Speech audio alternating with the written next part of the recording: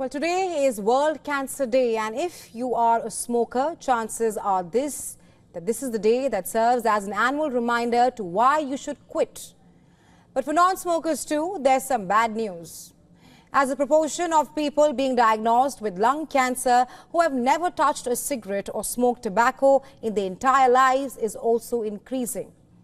As per the World Health Organization's Cancer Agency, according to the International Agency for Research on Cancer, or IARC, lung cancer in people who have never smoked is now estimated to be the 5th highest cause of cancer deaths worldwide. Alarming to say the least.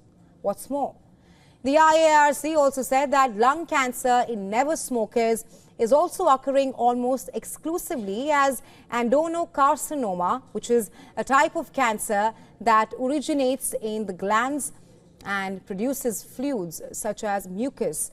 Not just that, it has also become the most dominant of the 4 main subtypes of the disease in both men and women globally. You see, as per the IARC study published in the Lancet Respiratory Medicine Journal, about 200,000 cases of adenocarcinoma were associated with exposure to air pollution in 2022. That's not all. The study also maps an uptick in lung cancer cases more commonly among women who have never smoked, with adenocarcinoma accounting for 45.6% of global lung cancer cases among men and 59.7% of cases among women in 2022. Now, what explains this? Studies show this could be because of specific gene variations that make them more susceptible to lung cancer.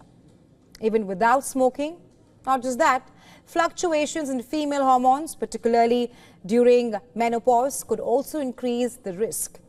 To make sense of this, we spoke to Dr. Vishal Rao, Country Director Head, Neck Surgical Oncology and Robotic Surgery at HCG Cancer Center, Bengaluru. Take a listen to what he had to say on this.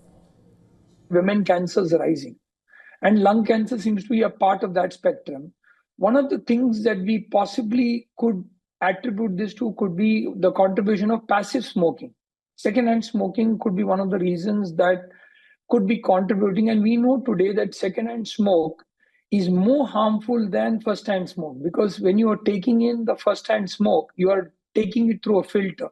Whereas second-hand smoke is a combination of the exhaled air, which is the filtered air, through the cigarette filters, and the direct smoke that comes out of the butt of the cigarette on the tip of the cigarette.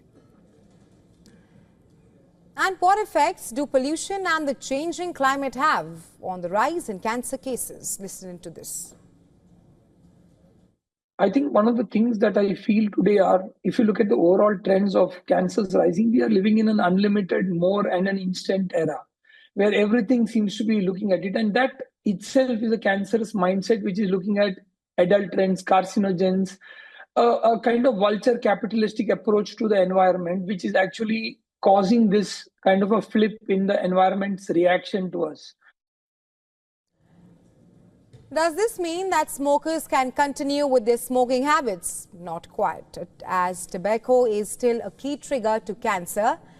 In a 2024 study that explored the uniqueness of lung cancer in Southeast Asia, it was found that 42% of men and 14.2% women currently either smoke or use smokeless tobacco, which makes them more prone to the risk of getting cancer.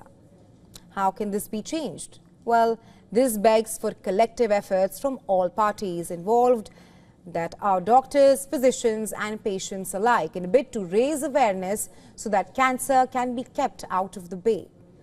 As scientists are scrambling to find out what else is causing lung cancer beyond smoking, the obvious signs such as incessant coughing, shortness of breath, or all these must not be missed. These are important signs and one must get diagnosed as early as possible.